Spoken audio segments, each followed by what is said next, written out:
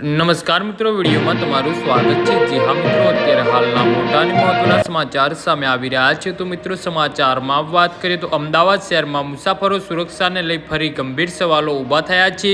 શહેરના હાટકેશ્વર વિસ્તારમાં એક મહિલાને રિક્ષા પેસેન્જર તરીકે બેસાડવા બાદ આયોજનબદ્ધ રીતે લૂંટનો શિકાર બનાવવાની ચોંકાવનારી ઘટના સામે આવી છે। લૂંટારાઓએ મહિલાઓને ધમકાવી મારી અને જાનથી મારી નાખવાની ધમકી આપી આશરે 4.10 લાખના કિંમતી સોનાના દાગીના લૂંટી લીધા હોવાની પોલીસ ફરિયાદમાં સામે આવ્યું છે।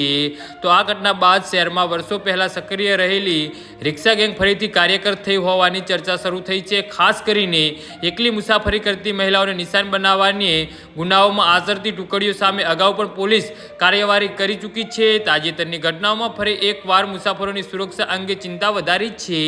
તો મળતી માહિતી અનુસાર વસ્ત્રાલ વિસ્તારમાં રહેતી 38 વર્ષીય હિનાબેન દીપાણી પોતાના પિયર કિશોરથી એસટી બસ મારફતે અમદાવાદ આવી રહ્યા હતા અને 24 મેની સવારે તેઓ ગીતા મંદિર બસ સ્ટેન્ડ પર ઊભા હતા અને ત્યાંથી પોતાના ઘરે જવા માટે શેરિંગ રિક્ષામાં બેઠા હતા। ત્યારે પારંપરિક રીતે રિક્ષામાં ડ્રાઈવર ઉપરાંત એક મુસાફર બેઠેલો હતો।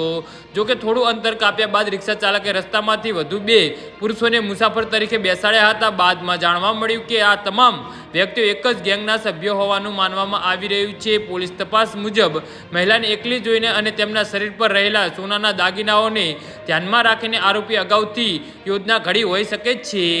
જી હા મિત્રો, તો આના વિશે તમારું શું કહેવું છે તો નીચે અમારી કમેન્ટ બોક્સમાં જરૂરથી જણાવજો અને અમારી યુટ્યુબ ચેનલને સબસ્ક્રાઈબ કરવાની ભૂલતા નહીં। ધન્યવાદ।